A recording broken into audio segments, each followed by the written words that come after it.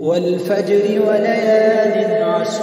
والشفع والوتر والليل إذا يسر هل في ذلك قسم لذي حجر ألم تر كيف فعل ربك بعاد إرم ذات العماد التي لم يخلق مثلها في البلاد وثمود الذين جابوا الصخر بالواد وفرعون ذي الأوتاد الذين طغوا في البلاد فأكثروا فيها الفساد فصب عليهم ربك سوط عذاب إن ربك لبالمرصاد فأما الإنسان إذا ما ابتلاه ربه فأكرمه ونعمه فيقول ربي يكرمن وأما إذا ما ابتلاه فقدر عليه رزقه فيقول ربي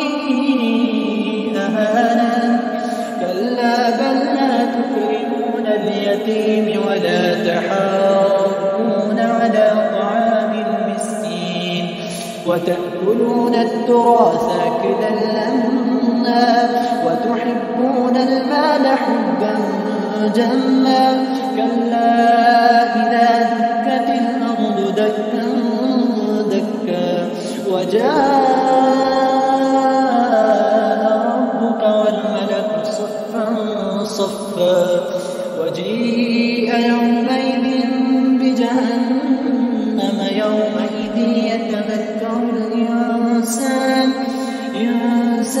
وأنى له الذكرى يقول يا ليتني قدمت لحياتي فيومئذ لا يعذب عذابه أحد ولا يوثق وثاقه أحد يا أيتها النفس المطمئنة ارجعي